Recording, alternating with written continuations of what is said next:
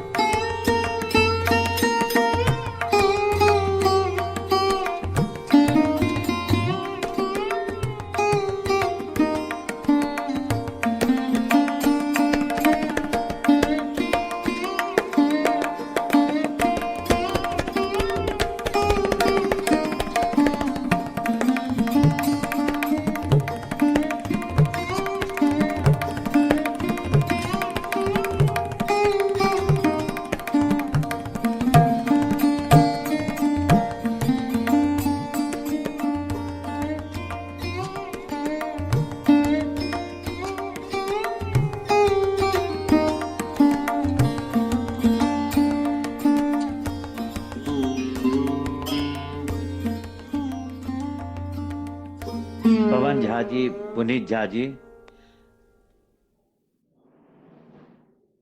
भाई साहब के निधन से हम सब लोगों को बड़ा धक्का लगा है। वो मुझसे थोड़ा उम्र में छोटे ही थे और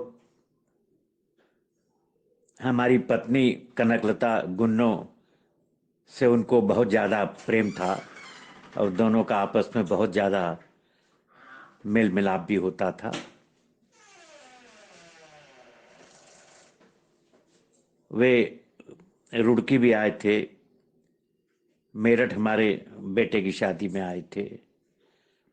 हम लोग उनकी शादी में अलीगढ़ गए थे, जिसकी फोटो आपने दिखलाई भी है, उसमें हम लोग भी हैं फैमिली फोटोग्राफ में। हम लोग कोटा, उदयपुर, जयपुर, खास तौर से मैं उनसे कई बार मिला हूँ और हम लोग दोनों जने जयपुर में आपके यहाँ ठहरे भी हैं। बड़े मिलनसार व्यक्तित्व, हंसमुख और दूसरों के दुख दर्द को हटाने में सदैव आगे रहने वाले। हमारे ख्याल से उनके यहाँ से कोई निराश नहीं लौटता होगा। एक बार जयपुर से हम लोगों को वो पुष्कर तक ले गए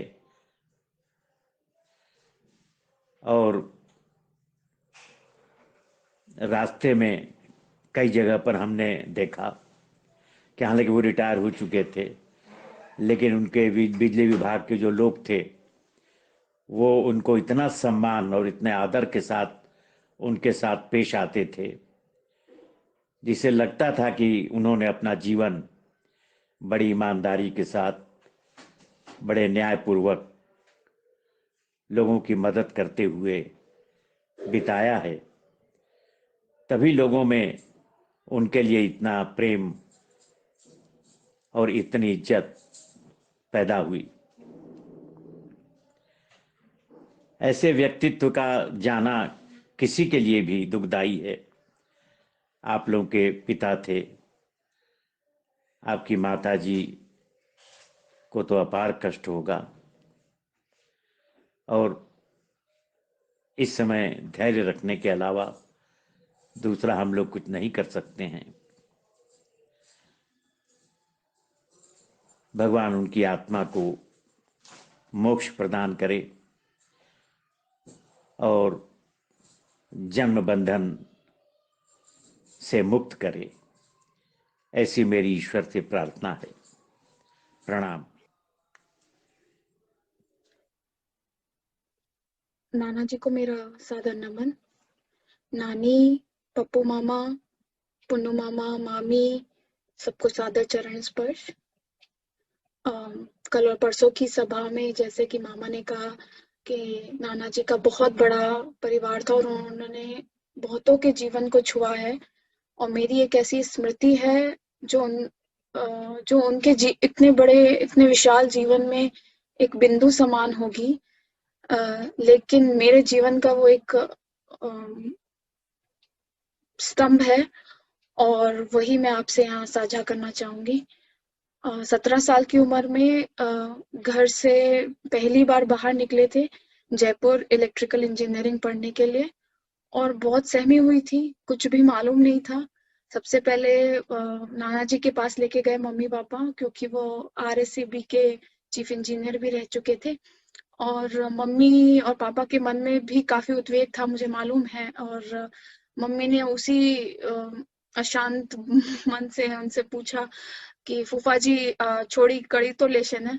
तो उन्होंने मुझे क्षण भर के लिए देखा, और उसके बाद का संवाद और उसके बाद जो उन्होंने बातें की वो इतनी सरल और सजग थी कि उन्होंने पूरा मेरा आगे का आगे चलने का जोश स्थापित कर दिया। और उन्होंने कहा कि हमारे जमाने में इतना बहुत जतन करने पड़ते थे, और यंत्रों के बारे में बताया। बोले आजकल के बच्चों के पास तो सब कुछ है, आराम से कर लेगी। और उन्होंने बिल्कुल सारे आशंकाएं और सब कुछ मिटाते हुए इतना विश्वास गढ़ दिया उस क्षण में कि 4 साल क्या, अब 2020 18 साल हो गए, और उनका वो आसान सा वार्तालाप और उनका वो आशीर्वाद मेरे जीवन का स्तंभ बन गया। और मैं अपने आप को बहुत भाग्यशाली समझती हूँ कि मैं उनकी नातिन हूँ, मुझे ऐसे नाना जी मिले। और बड़े लोगों का आशीर्वाद कैसे जीवन में ताकत बन जाता है, उसको यहाँ बयां नहीं किया जा सकता, बस महसूस किया जा सकता है। और इसीलिए मैं उनको कितनी बार भी प्रणाम करूं कम है। और वो इसी पोस्चर में बैठे थे घाट में, तो मुझे आज भी याद है। और मामा ने जैसे बताया कि उनको नीरज जी और मधुशाला हरिवंश राय बच्चन जी की सुनना बहुत पसंद था, तो कुछ 2 पंक्तियों के साथ उन्हें मैं श्रद्धांजलि अर्पित करना चाहूंगी। यम आएगा साकी बनकर साथ लिए काली हाला, पीना होश में फिर आएगा सुरा विसुद्ध यह मत वाला।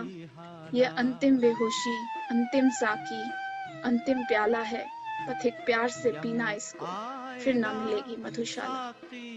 और मुझे कहीं ना कहीं पूरा विश्वास है कि ऐसे लोग जब परमात्मा से मिलते होंगे तो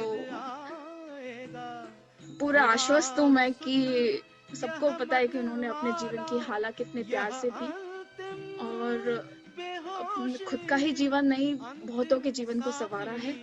और ऐसे बड़ों को मेरा कोटि कोटि प्रणाम। पथिक प्यार से पीना इसको, पथिक प्यार से पीना इसको, फिर ना मिलेगी मधुशाला, फिर ना मिलेगी मधुशाला। मैं स्वर्गीय श्री भाई साहब की भांजी नागपुर से उनके श्रद्धांजलि प्रोग्राम पर अपना एक संस्मरण प्रस्तुत करना चाहूँगी। सबसे पहले उनके सभी परिवार वालों को मेरा नमस्कार। यह करीब 1965 की बात है, फरवरी का महीना था, परीक्षा के दिन थे। वह हमारे घर पर ग्वालियर अपनी बुआ शारदा बुआ के पास मिलने आए हुए थे, और मैं उस समय अपने गणित ज्योमेट्री में पाइथागोरस थ्योरम की तैयारी कर रही थी। मुझे समझ में नहीं आ रहा था, तो उन्होंने अपने वार्तालाप में व्यस्त होने के बावजूद भी उन्होंने किस तरह से उस थ्योरम को मुझे समझाया, इस बात को मैं आज तक याद करती हूँ। उन्होंने मुझे एक पेज पर under root A square plus B square to C इतनी सरलता से समझाया जिसका अभी भी मुझे याद है। और यह सब इंडिकेट करता है कि वो व्यक्तित्व में जितने सरल थे, अपने विषय में भी उतने ही सक्षम थे। उसकी इस बात का उदाहरण मैं आज भी जब भी कभी किसी को ज्योमेट्री में पाइथागोरस थ्योरम एक्सप्लेन करती हूँ तो बताती हूँ कि इतना सरल होना चाहिए कि आदमी कभी भी एक बात को पढ़ने के बाद दोबारा भूले नहीं। उनका व्यक्तित्व बहुत ही निराला था। उनका झा परिवार में अपना एक ऑरा था जो कि हम बहुत दिनों तक जिसको याद करते रहेंगे। उनके श्रद्धांजलि प्रोग्राम पे उनकी आत्मा को शांति मिले और उनके सभी परिवार वालों को यह दुख सहने की क्षमता दे, इसकी मेरी ईश्वर से प्रार्थना है। धन्यवाद। आदरणीय मासा जी के जाने का हम सब लोगों को बहुत दुख है। आज से 1 महीने पहले कोई ये सोच भी नहीं सकता था कि वो अचानक इस तरह हमारे बीच से चले जाएंगे, लेकिन इस कोरोना ने हमारे बीच से कई बड़े बड़े वट वृक्षों को हिला दिया है। इस वक्त पे मुझे एक शेर याद आ रहा है, हुए नामवर बेनिशां कैसे कैसे, ज़मीं खा गई आसमां कैसे कैसे। आज हम यहाँ मासा जी की यादें स्मृतियाँ साझा करने के लिए इकट्ठे हुए हैं।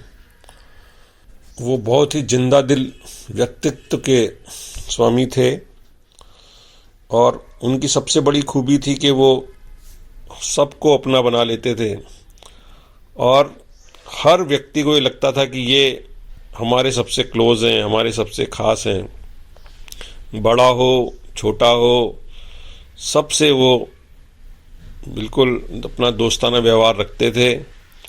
उम्र का कभी कोई वो फासला उन्होंने बना के नहीं रखा। मांगने पे मदद तो कई लोग कर देते हैं, लेकिन बिना मांगे, बिना कुछ कहे हुए आगे बढ़ के सहायता करना, ये उनकी बहुत बड़ी खूबी थी कि अपना इनिशिएटिव लेकर के आप नहीं कहें तो भी वो, उनको अगर पता पड़े कि किसी को सहायता की ज़रूरत है तो वो किसी भी वक्त खुले दिल से सहायता करने को तैयार रहते थे और वो भी बिना किसी एक्सपेक्टेशन के। कभी किसी से कोई एक्सपेक्टेशन नहीं रखते थे वो। अब उनके बारे में क्या कहें, मैं खाली उनकी याद में, मासा जी को मधुशाला बहुत पसंद थी, इसलिए मैं उनको श्रद्धांजलि स्वरूप एक मधुशाला की रुबाई सुनाना चाह रहा हूँ। छोटे से जीवन में कितना प्यार करूं, पी लूं हाला, छोटे से जीवन में कितना प्यार करूं, पी लूं हाला, आने के ही साथ जगत में, आने के ही साथ जगत में कहलाया, जाने वाला स्वागत के ही साथ विदा की, स्वागत के ही साथ विदा की होती देखी तैयारी, बंद लगी होने खुलते ही, बंद लगी होने खुलते ही मेरी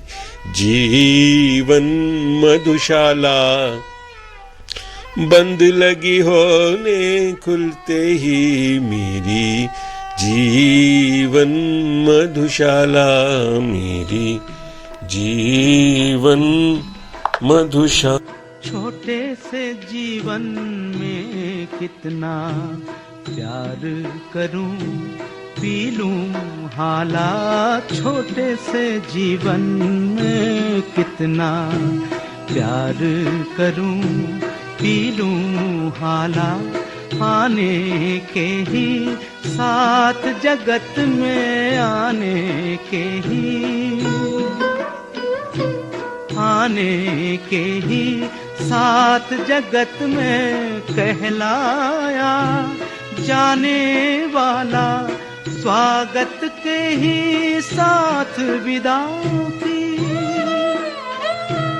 स्वागत के ही साथ विदा की होती देखी तैयारी, बंद लगी होने खुलते ही बंद लगी होने, खुलते ही मेरी जीवन मधुशाला, मेरी जीवन मधुशाला।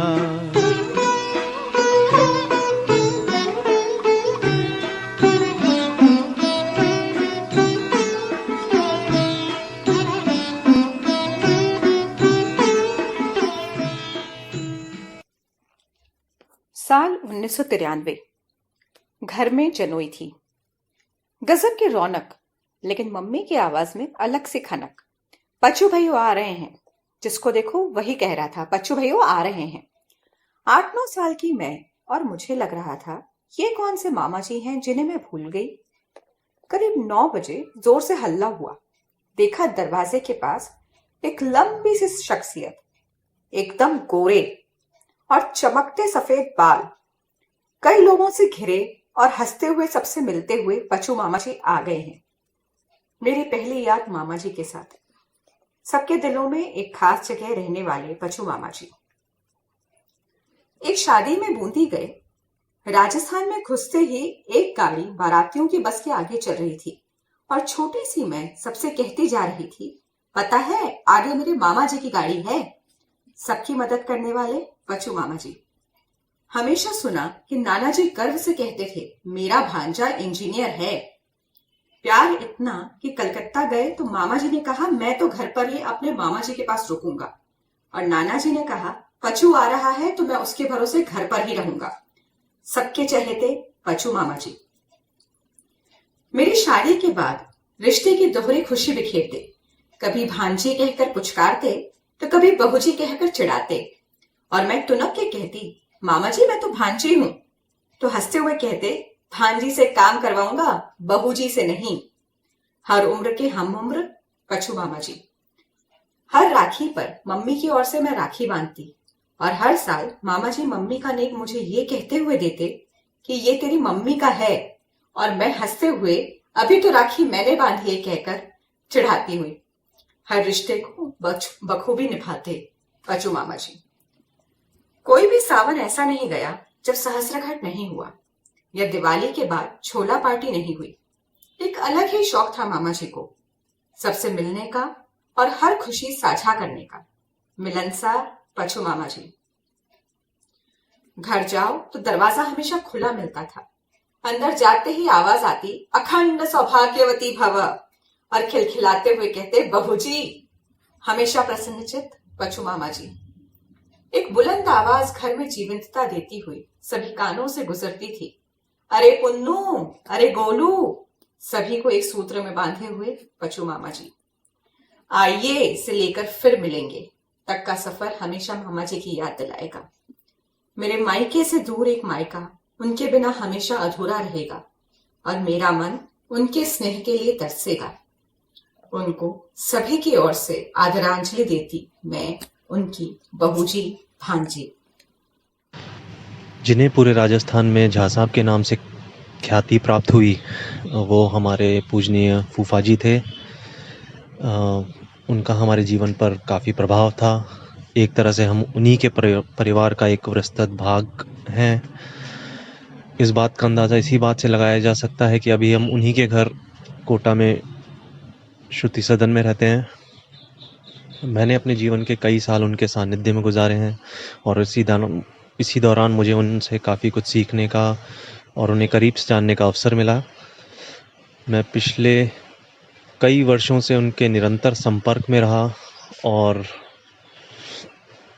अस्पताल में भर्ती होने के कुछ दिन पहले ही मेरी उनसे फ़ोन पर काफ़ी बात भी हुई। इसलिए खुद को ये समझा पाना बहुत कठिन है कि वो अब इस दुनिया में हमारे बीच में नहीं है। मृत्यु एक अटल सत्य है, फिर भी अगर वे कुछ और वर्ष हमारे बीच में गुजारते तो मन को काफ़ी संतोष रहता, क्योंकि ऐसे व्यक्ति के अंतिम यात्रा में शामिल ना हो पाना और काफ़ी दुर्भाग्यपूर्ण है और खटकता है। मैं उनकी आत्मा की शांति के लिए ईश्वर से प्रार्थना करूंगा, और ये प्रार्थना करूंगा कि उनके परिवार को ईश्वर ये दुख को सहने की शक्ति प्रदान करें। मोक्ष पर उनका अधिकार है।